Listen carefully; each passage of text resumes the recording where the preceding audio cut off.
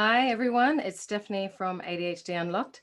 Unfortunately, Michelle won't be joining us today, but today we're going to talk about how to navigate parenting children with ADHD when you have ADHD, which is really no mean feat. It's difficult enough trying to parent children with ADHD, but when you add the added challenge of having to basically manage your own ADHD in the face of some very challenging behaviors sometimes of your children with ADHD, it basically takes parenting to a whole new other level. And it can be extremely, extremely challenging. And so what I want to do today is to kind of help equip you.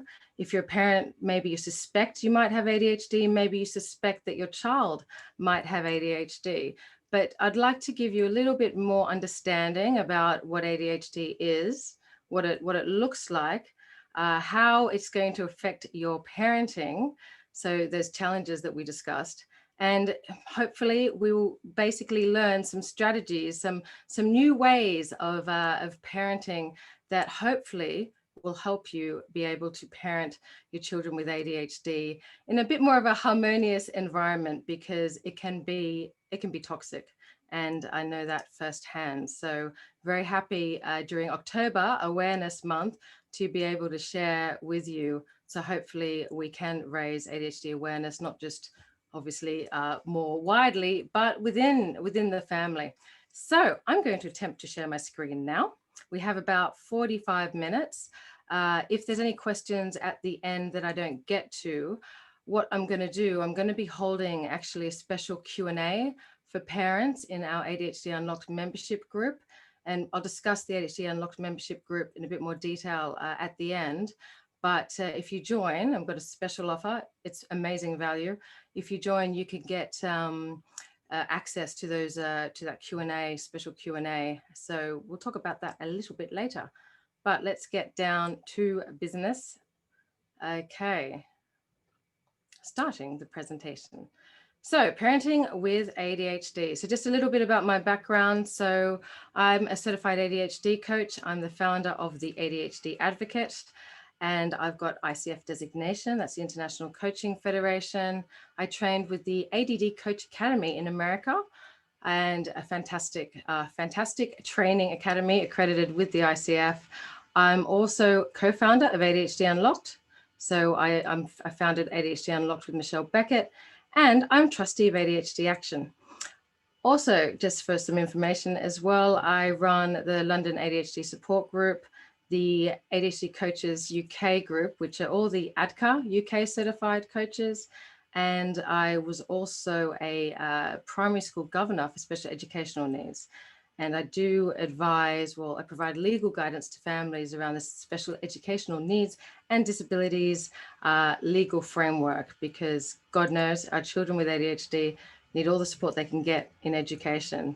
So yeah, I kind of like to, and I'll have to probably host another webinar just to educate about the legal side of things. But yeah, we definitely have to advocate for our children, unfortunately, particularly in the current environment.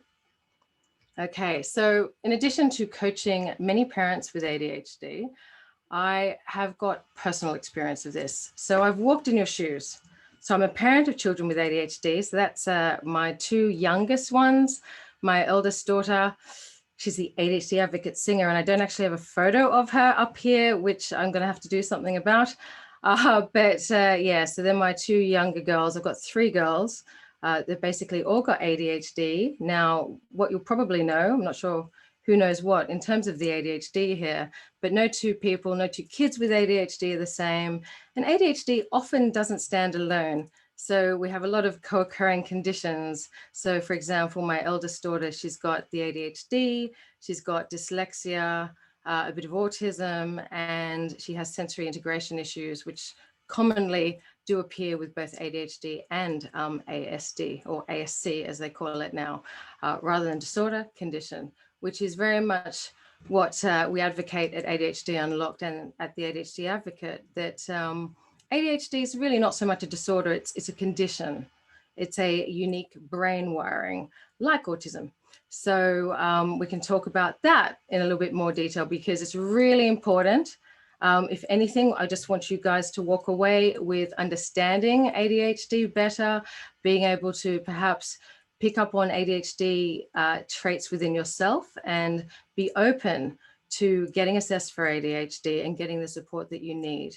Because I know firsthand what it's like to live with ADHD as a parent with ADHD and not be diagnosed and not be getting the help that I needed. In a family where you might be married to an ADHDer and have children with ADHD and parents with ADHD, possibly, it can be a really toxic environment when you don't know what you're dealing with.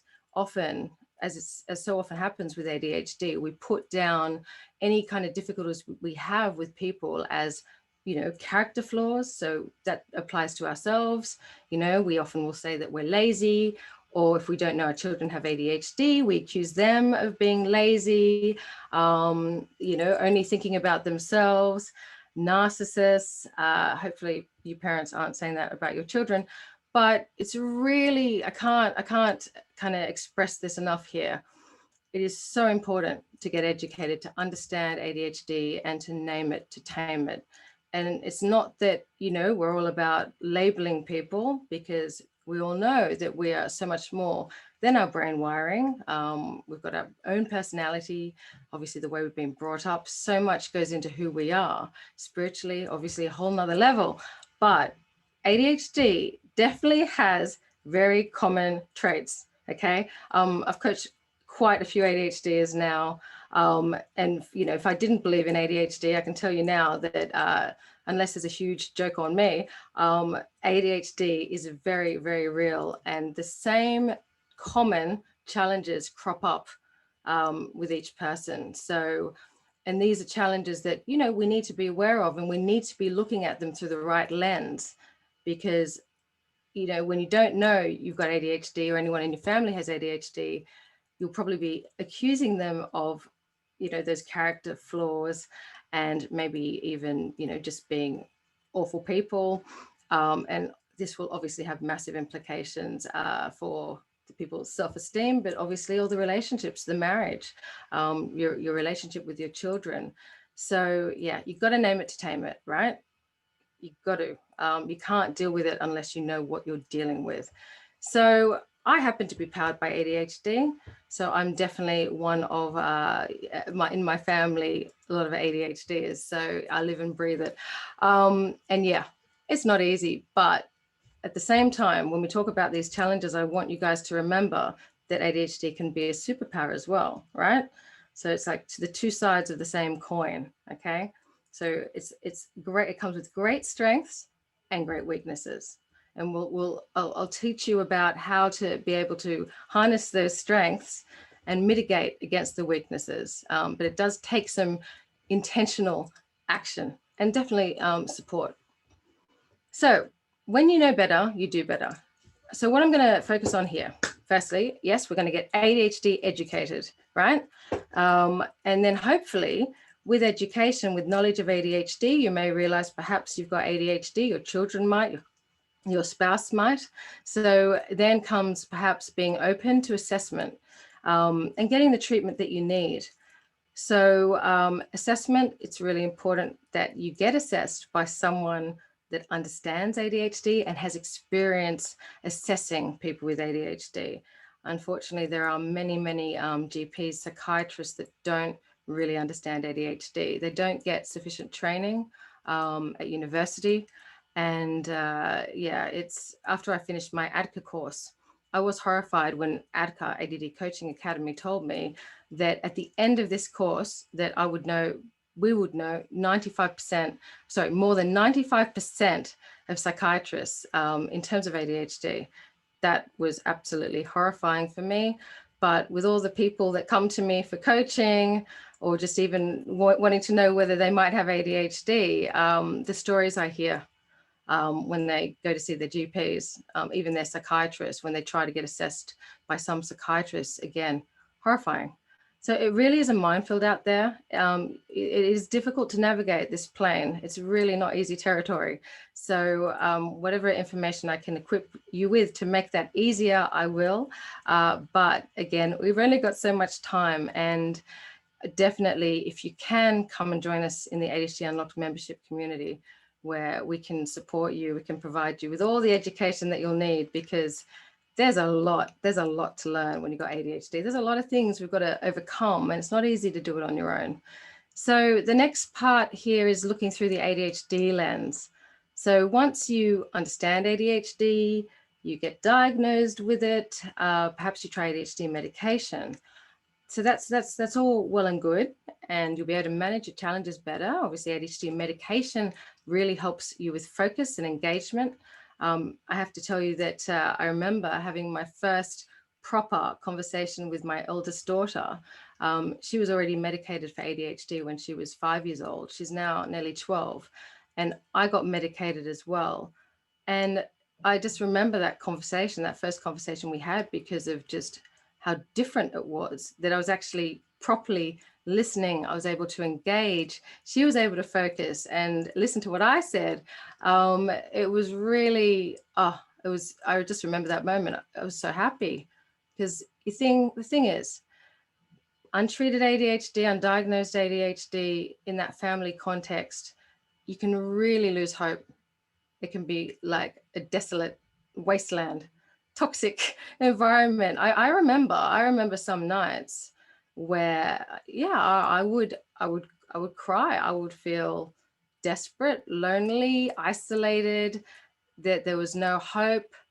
It was such a battle. And I know, talking from a lot of my clients, parents with ADHD, they feel the same way. And the thing is, I'm on the other side. I'm not saying it's perfect, because, it is a challenge still, but God, compared to the way it was before we knew about ADHD, before we each got assessed and each got support, before we knew about that, we didn't have a hope, right? We didn't have a hope. And I wonder whether this resonates with you parents out there, in that, I mean, you can't parent a child with ADHD in the neurotypical way. So things like timeout, just stay in that, stay in that corner. Well, if your child's got ADHD and they're hyperactive, impulsive type, and quite severely, well, we're just setting themselves up. You're setting them up to fail. And then comes more kind of criticism and punishment. Without that lens, without understanding your ADHD and your child's ADHD, you're setting yourself up for more failure, more pain, more suffering. And unfortunately, it's not just suffering within the family and in that moment, but real damage can be done to self-esteem, particularly the child's. And, we want to avoid that. The earlier you can understand and treat the ADHD in the family, the better. Definitely. I mean, I think they should be, teaching this to, is it antenatal groups? I mean, so many women get diagnosed with postnatal depression, for instance, as opposed to ADHD. And I think again, more ADHD awareness is needed. So I, for one, I was diagnosed with postnatal depression after my third child. But, to my mind, I was thinking, well, actually, I think anyone with 3 kids, 3 and under, would be feeling pretty depressed right now. And for me, I knew that I just kind of needed to get out of the situation, that the situation, was very overwhelming, because a lot of ADHDs as well tend to be very noise sensitive, which isn't great for parenting young children, is it? But so much, executive function challenges. Usually a lot of adults with ADHD get diagnosed after they have children, just because they may have been able to cope up until having children, right? But then when the children arrive, it's just too much. It just tips the scale, and it becomes pretty evident pretty quickly that there is something not quite right, something more to investigate, particularly when your child's hanging literally from the ceiling, or climbing crazy heights, because that's what a lot of the hyperactive children with ADHD do as well. get themselves into dangerous situations, and then you're finding yourself having to run after them, and then maybe causing another dangerous situation. It's really, really difficult. So very, very important to understand ADHD and use that ADHD lens when you're, talking to your child, when you're interacting with them, other members of the family with ADHD, to have the lens. And we're going to talk a little bit about that. And then finally, putting the oxygen mask on first. So what is really difficult with a lot of webinars and things on parenting with ADHD? Sure, children with ADHD, like all children, they need attention.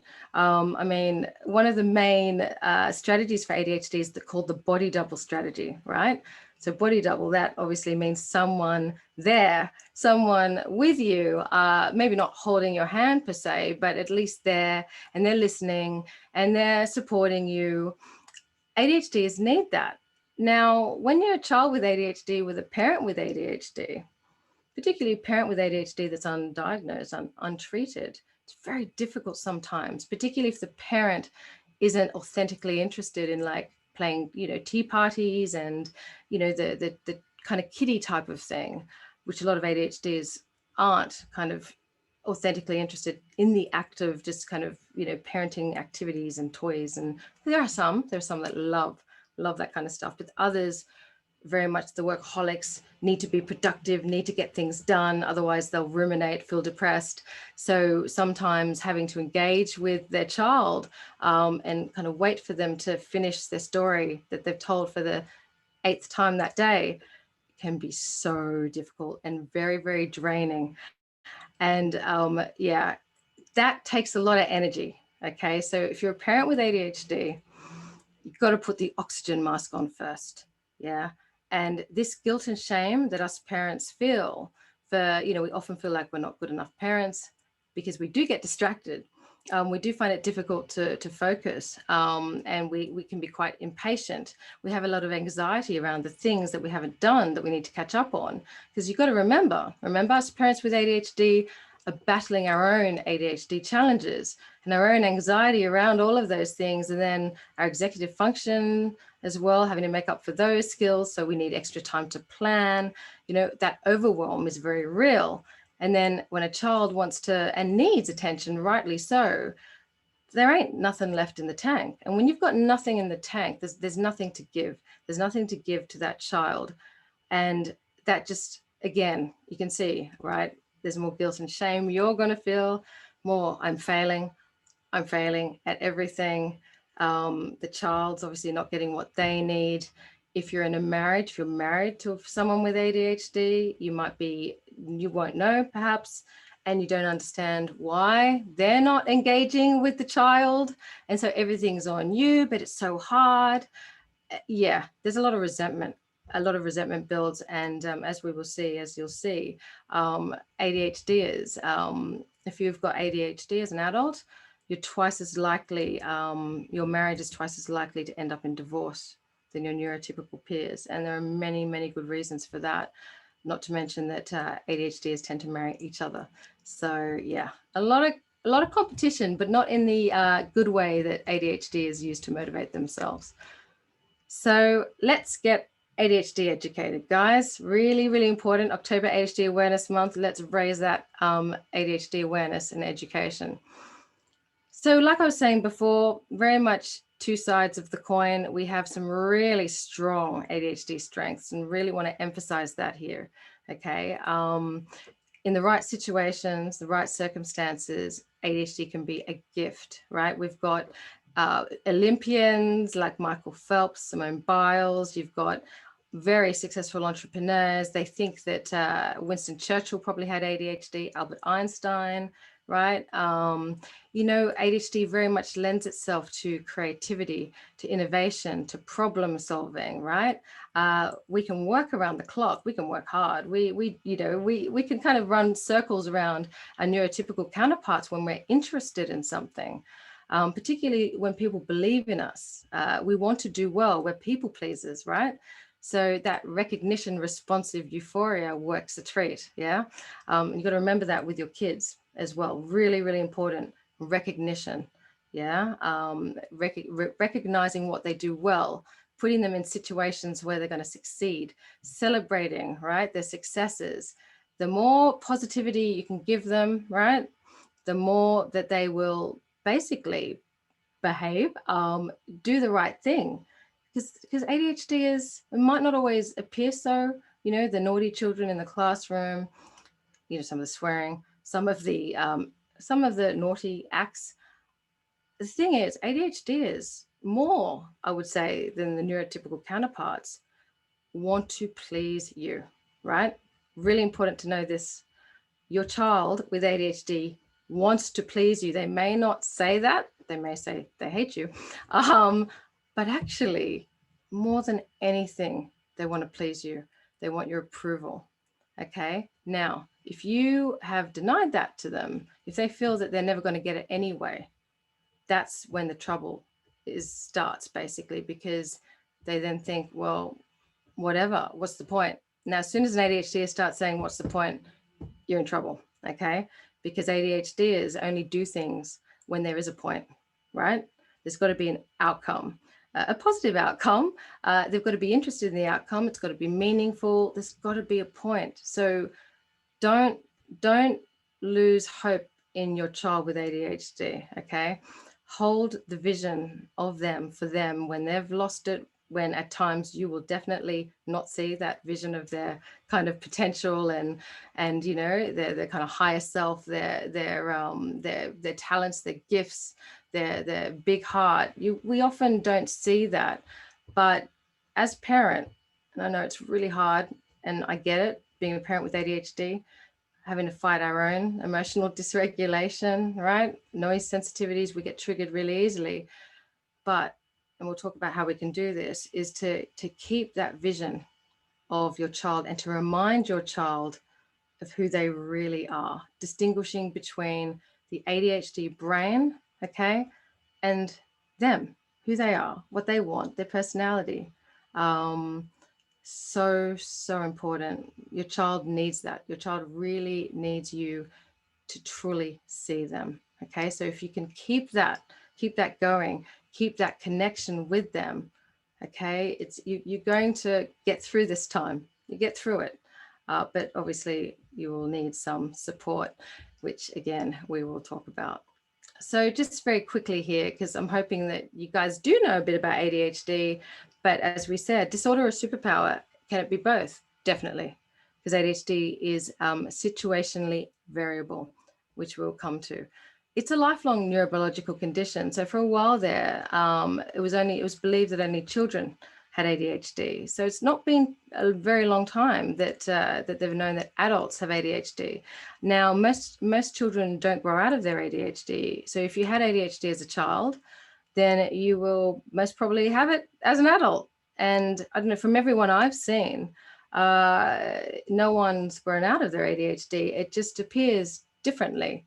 Obviously, the brain develops, you get different opportunities, different people that come into your life and maybe believe in you and champion you.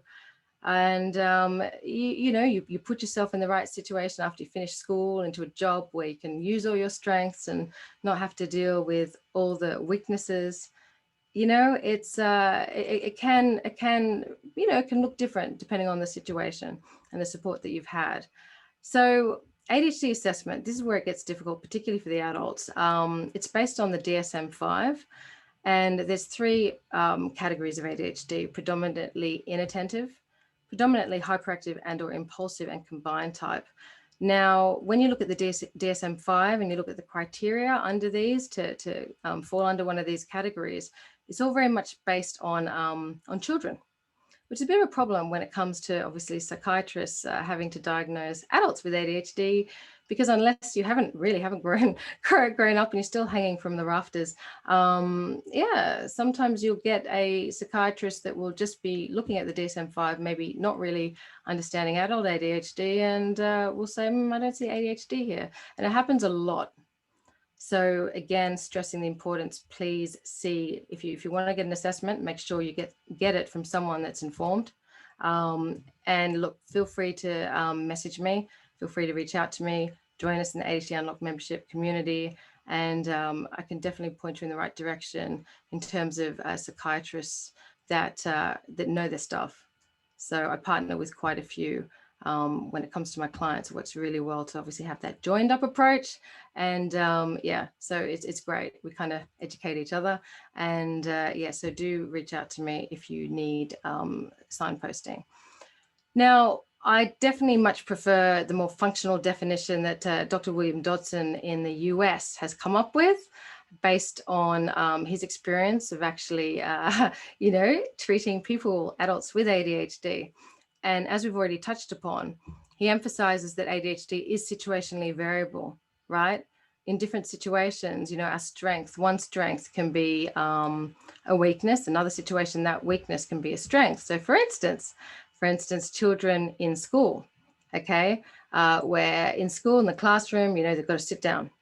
Now the child, a lot of us ADHDers, we're verbal processors, and actually children get in trouble at school for talking when actually they're probably trying to get interested in what the teacher is trying to tell them, because just sitting there passively, having to listen to the teacher just talking with no kind of visual, stimulus, no kind of movement opportunities, perhaps even the topic itself is just not very interesting. The child will kind of maybe start talking or checking in with a friend, or just to try and keep the brain engaged, but they get in trouble.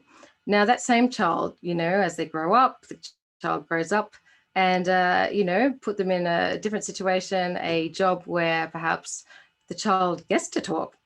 Perhaps it's sales, perhaps they become, and often do become, a really, really strong salesperson because they love to talk. That's when they feel they're people. That's when they feel the most engaged, and when they're helping people. So it's very situational. And that's why it's so important for us ADHDers, firstly, to know we've got ADHD, to treat our ADHD, and then to know what our strengths are, to make sure that we're putting ourselves, and then obviously our children, in situations where we can use our strengths. So it's that kind of purposeful action. Now, the other big thing, interest-based nervous system. This is a really important. So Dr. Ed Hallowell talks about an analogy for the ADHD brain: Ferrari brain, bicycle brakes. And the fuel for that Ferrari is authentic interest, right? So the car cannot run without the fuel. The ADHD brain cannot run without authentic interest. So this is where often a lot of conflicts between parents and children arise when they see their child have no problem concentrating on their video games, right, for hours on end. And yet when it comes to maybe homework, doing a chore, just even having a conversation, they're just not listening. And so it's really confusing, understandably, for the parent to see how hyper-focused their child can be, how committed, right, they can be, albeit to a video game, much to their disappointment and dismay. But it's confusing, right? I mean, obviously the child can concentrate, can sustain attention. But the thing is, if you don't know it's ADHD, if you don't know about the interest-based nervous system versus the importance-based nervous system, which we all kind of operate on when it comes to planning and prioritizing, right? There's going to be a lot of conflict, and a lot of disappointment on both sides, a lot of anger, resentment, a lot of resentment. I mean, we've been in lockdown, kind of tier 2 lockdown now. Now more than ever, guys, you want to understand what is going on. Understand your ADHD, understand your child's ADHD, understand where the behavior is coming from, and more importantly, what can be done about it, right? So interest-based nervous system is a really important one to remember and factor in. So do find out what your children are authentically interested in, and then literally frame anything, like, for instance, like homework, right? Trying to get them to understand a concept, frame it in their interest. If it's like football, if it's trolls, LOL dolls, get the LOL dolls out, right? That will, activate their reticular activation system. That will get their attention. You need to get their attention. So very much find out what they're interested in. Emotional management. another big issue with ADHD that's not in the DSM-5 is emotional dysregulation. Us ADHDers tend to go from 0 to 100 in an instant. So it's not that, I mean, neurotypicals, everyone can be emotionally dysregulated. It's more so the frequency and severity of the emotional dysregulation. So that's obviously the anger, flash anger we can have from nowhere as well, because ADHD is an invisible disability. So often, all these things that trigger us can kind of build up, and then it can seem from out of nowhere we explode. And no one has seen, and sometimes the often the ADHD themselves don't realize that maybe, something's too tight. Someone yesterday said something that really upset them and still on their mind. And, maybe it's a bit hot. It's gone hot all of a sudden. And then just one more thing, boom, bam. Very common. But, everyone around the ADHD is like, what the hell is going on? What has happened? And then when the ADHD doesn't know what's going on, they can't explain it, right? And you really, again, going back to really understanding ADHD, knowing what's going on with you so you can explain it. You can explain it, right, to yourself, firstly, so you can then explain it to others, right? Because no one can do anything. You can't do anything about these issues without knowing what they are. You can't ask for help if you don't know what to ask for. So again, ADHD education is vital. And again, come and join ADHD Unlocked membership community. We've covered 17 topics around ADHD. Okay, 17 topics. It's literally where we've got a deal for $139.50 for the year. Okay, it's amazing deal, and you need the education, right? And we keep things in mind, accessible. We hold your focus. There's the group there for any questions you've got, support. Can't emphasize how important education is. Now, the last one, rejection sensitive dysphoria. This is another extremely important. If there's anything you're going to walk away with from this webinar, if you can remember this RSD, rejection sensitive dysphoria. Dysphoria means physical pain. And ADHDers, we suffer from, I think they said about 95% of ADHDers suffer from rejection sensitive dysphoria. So obviously sensitive to rejection, but to a very high crippling extent sometimes. And it'll differ from ADHD to ADHDer. Some ADHDers, very, very RSD, very rejection sensitive. And it's not just actual rejection, it's the perception of rejection, right? So there might be some defensive members of your family. You might be really defensive. Maybe you don't even see it, which can often be the case as well. But maybe your partner, your spouse, accuses you of being very defensive. Yeah, you might want to look into rejection sensitive dysphoria.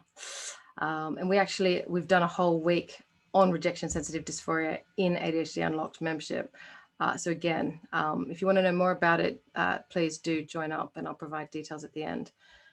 So looking at the time here, I've got about around just under 15 minutes. So ADHD is the most common neurodevelopmental disorders of childhood.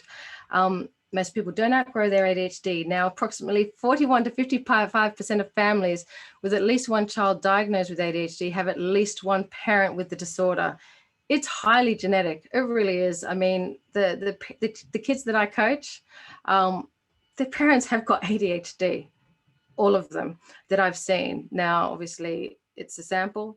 I couldn't even tell you the numbers because I'm terrible with figures, but it is very genetic. I think I read somewhere, Adka said that and I probably should, maybe I shouldn't say it if I don't get this one right, but it was something like if the mother's got ADHD or if the child's got ADHD, something about 24 times, the mother's got 24 times more likely to have it or something like that.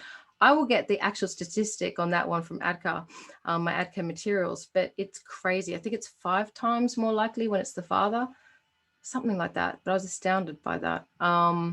Now, about 85% of adults with ADHD are unaware of their own ADHD and go undiagnosed and untreated. 85%, huge, right?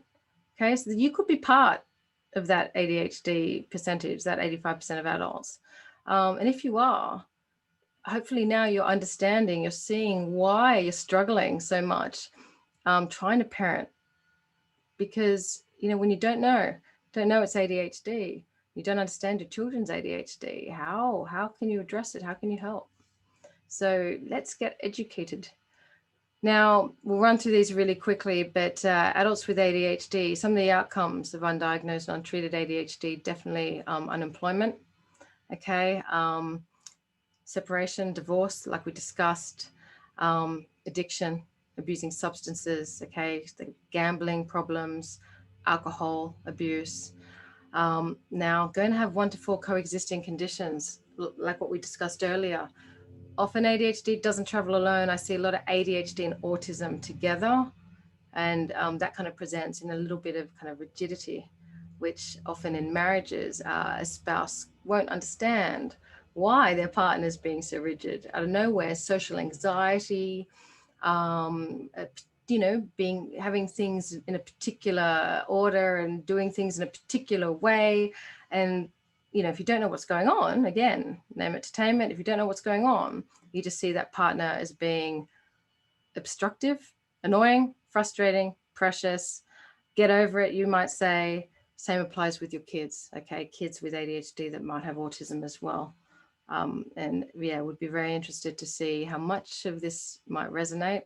Again, if your child's got autism, and or ADHD or very much, remember, this is a brain wiring. This is neurobiological. It's not a matter of won't, it's a matter of can't.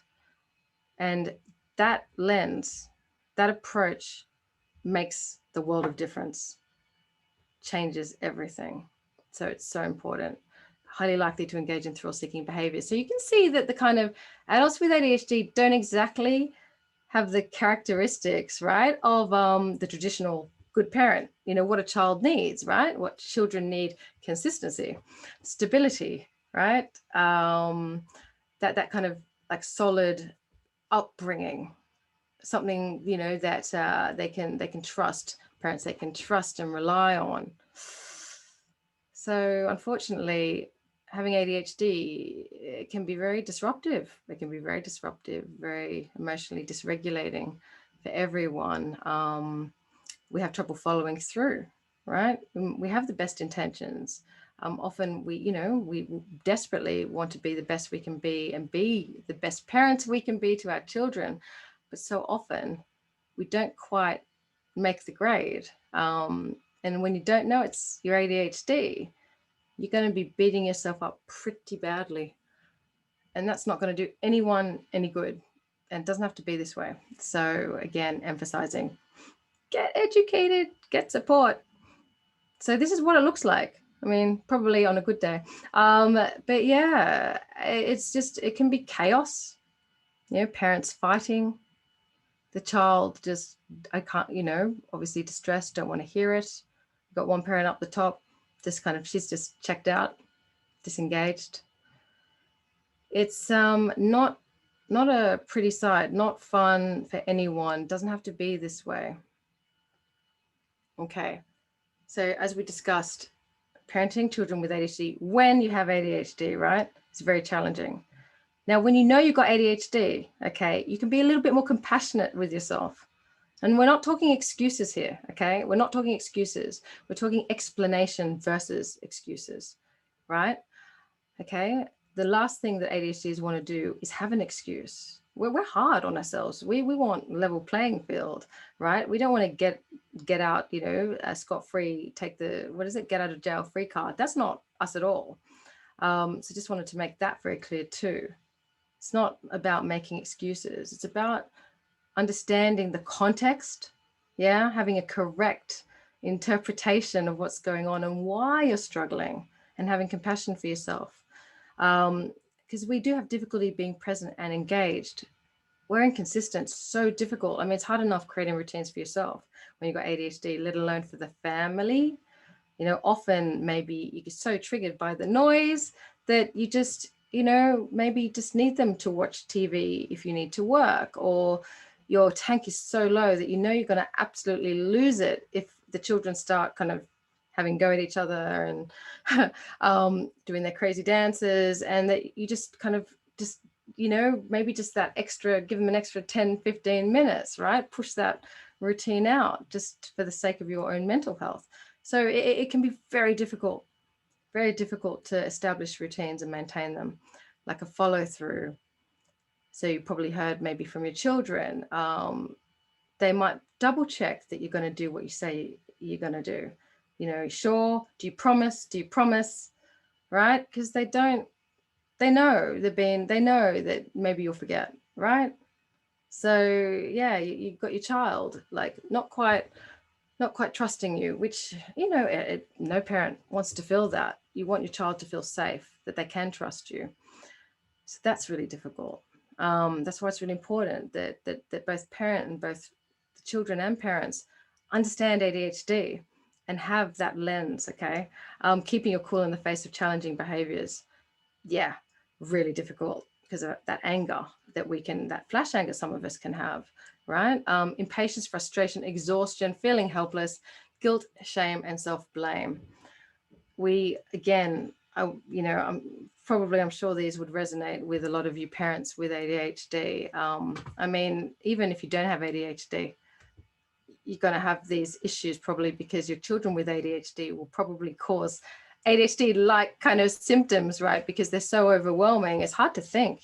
Like you can't think straight often amongst kids with ADHD. So you add your own ADHD brain to that, right? Overwhelmed with all the noise, all the ideas, all the anxiety about the things that you need to do and get done. And then you've got your children on top of that.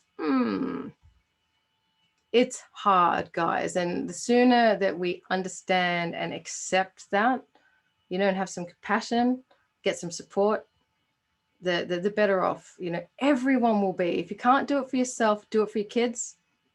Because often, yeah, we're not very good at self-care, taking care of ourselves and prioritizing ourselves. But so if you can't do it for you, do it for your kids, do it for the family, yeah, to prioritize getting educated.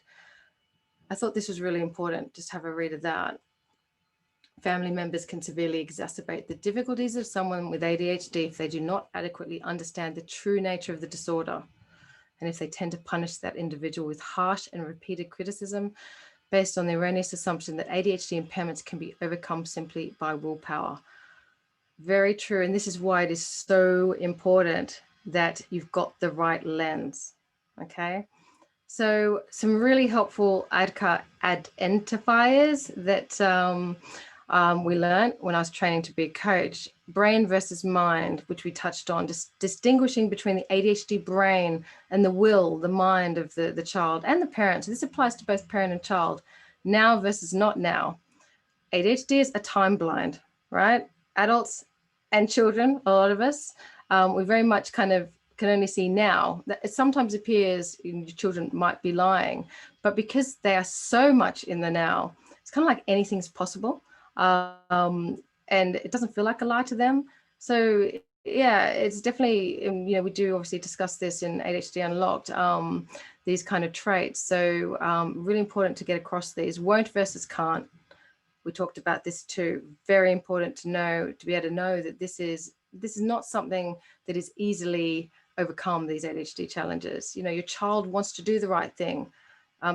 As an adult, as a parent, you want to be a good parent, but you got hyper focused on your work when your child maybe your child needed help with the homework, or maybe you forgot that project of your child's was due on that day, and night before child tells you, I need my project, and yeah, okay, it's I think it's actually helpful when the parent has ADHD as well as the child, right? Definitely, personally, I find it really helpful because we understand each other. So particularly my oldest daughter and I, the relationship that we've got, we truly see each other, and we both know we're both doing our best. We've developed this compassion, which is just, I'm really grateful for.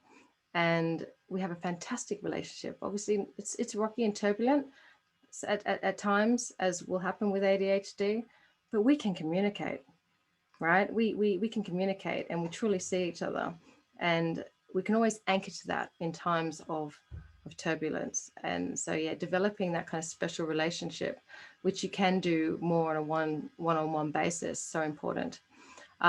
Reacting versus respond, which we'll talk about briefly because I know we're running out of time, but that's really important too, is that we respond, not react. Now, obviously kids, you know, again, because of their immaturity, developmental reasons, they are going to react, be more likely to react, less control over those reactions. But a parent with ADHD, very real challenges as well to not react. Now, that's where we need to try and cultivate things like mindfulness, creating space, that power of the pause, so that we can choose to respond to challenging behavior, choose to respond in a constructive way. Not easy. Takes a lot of practice, takes a lot of, practice meditating, but also, being able to walk away, breathing through the moment, particularly if you're a parent with high rejection sensitive dysphoria. So medication can help, by the way. So just the main kind of tips here, right? As a parent of children with ADHD, having ADHD myself, we love our kids, right? We want to be good parents. We want to create great memories. Okay, these kids are kids. They do grow up, as much as sometimes we're just like, oh my gosh, just can't wait till they grow up and I get my life back, or, they leave me alone. But, we're going to regret it. We're going to regret like wishing away this time. So, share a common interest, because remember, authentic interest is the fuel for the ADHD brain.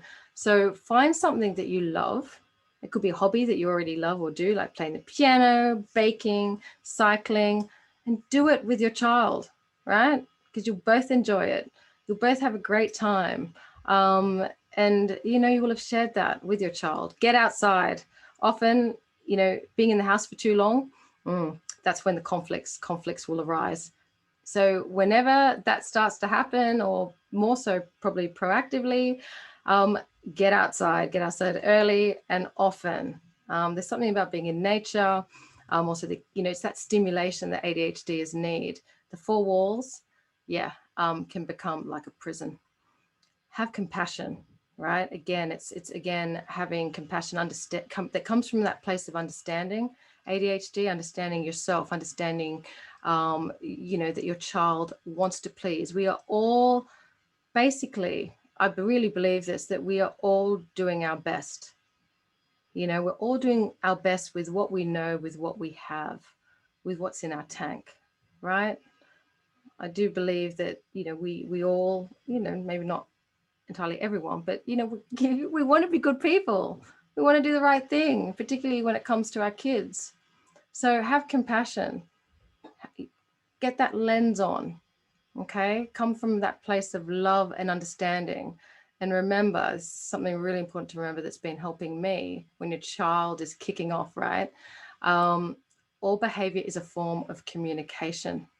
All behavior is a form of communication, right? There's something that's going on. Find out what that is. Again, very difficult. If your child's got ADHD, it's not medicated, doesn't understand their ADHD, you don't understand their ADHD, you're going to have a lot of tougher time. When you understand, when you're both treated, that could be through medication, therapy, coaching, you're going to have more capacity for that understanding and compassion, and you're going to have a more happy home. And finally, putting on your oxygen mask. So this is where, when you're a parent with ADHD, this is absolutely crucial, because if you don't have anything in your tank, if you're running on fumes, you're not going to be able to parent like you want to, like you should, right? So even though, we always, us ADHDers, feel so guilty kind of taking time out for ourselves, particularly us parents with ADHD. But the thing is, if we don't, we're not going to be that good parent we want to be. So by taking out that time and looking after ourselves, that's actually us being a good parent. So if you suspect you have ADHD, please get assessed, seek treatment. ADHD coaching is fantastic. It provides you with a space, to process, to come up with strategies. It's really, really helpful. Helps file your head, and you need that, right? When you've got kids at you all the time. Exercise this week in ADHD Unlocked, we're doing Move It. We're talking about the benefits of exercise. We're moving it. We were talking about it last night in our chat. We have like a Wednesday night chat where our members get together and we kind of talk about our focus topic of the week, which is kind of moving it. And people were reporting that they got motivated and have been on the move and have been a lot more productive and happier as a result, which we like to hear. Eating and sleeping well, yeah, no brainer. Mindfulness and gratitude, really important. I am a big fan of meditation and gratitude, getting outside in nature, making time for fun and friends, okay? Because guys, as the Dalai Lama says, the purpose of life is to be happy, right? We've got to prioritize joy. Us ADHDers, we're too busy trying to stay on top of things to kind of keep our anxiety under control that we sometimes just forget, just don't have fun.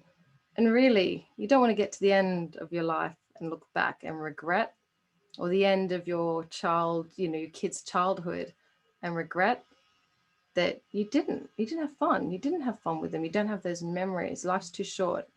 So yeah, you want to be able to prioritize joy, which again, coaching can really help. Because it gives you that kind of structure and oversight over what you've got on and what you can afford to do in terms of taking time out. And then finally, connecting with others that get it. Okay, so important. And actually, we'll be running some parenting group coaching for parents in ADHD Unlocked very soon. So if you're interested in that, again, please get in touch. But in the meantime, if you join, you will stay connected. You'll be connected with others, right? That really, really understand. You don't have to spend time explaining or apologizing, for your ADHD, for maybe interrupting or being a little bit too enthusiastic, right? You don't have to bother with any of that. You can just come and be yourself, right? Be yourself and know that there are others in the same boat as you, others that get it, and others that can support. We swap strategies. We're always kind of increasing each other's knowledge and helping each other, supporting each other. And we get sustenance and strength from being part of ADHD Unlocked. So community of people that get it. So please get ADHD educated with ADHD Unlocked. I think we've got the website down there, but I'll publish it. I think there might be a link, hopefully, in the event. But I'll also, make sure that we publish that. We've got our 50% offer this month. So that's £139.50 a year. I think it works out to be like £11 a month, which is really, no excuses here. We talked about excuses as an explanation, right? There ain't no excuse for this one. There really isn't. Education, get ADHD educated. It's going to make the difference. Okay. So please come and join us. Yep. 50% off, no brainer. And then finally, there was a quote here that I think I may have missed out on, but I can share it with you guys. But do reach out. If you've got any questions, please join our special Q&A that I'll be hosting in the ADHD Unlocked membership community. So do subscribe. And also, if you do subscribe, you'll have access to my tips for parents. So I've got some really, really handy tips for parents with children with ADHD. So, the best ways of going about approaching your child to get the best out of them and make sure that they thrive with their ADHD. So, yeah, thanks for staying on with me a little bit over time, but again, didn't want to cut any corners here. This is so important. You guys deserve it. You deserve to get the support you need. Your children do as well. Okay, please, hopefully you've gone away from this feeling encouraged, yeah, feeling optimistic and having hope, okay, because you should have hope. Things can be a lot better. And hopefully Michelle and I will see you in the ADHD Unlocked community soon. So yeah, do let us know, provide us with your feedback and comments. this is recorded, and I think it's going to be on the ADHD Unlocked community wider Facebook group. So please share with anyone you know that would benefit from understanding their ADHD, their children's ADHD, and how to navigate parenting with ADHD. So enjoy the rest of your day, and hopefully Michelle and I will see you soon. Okay, bye.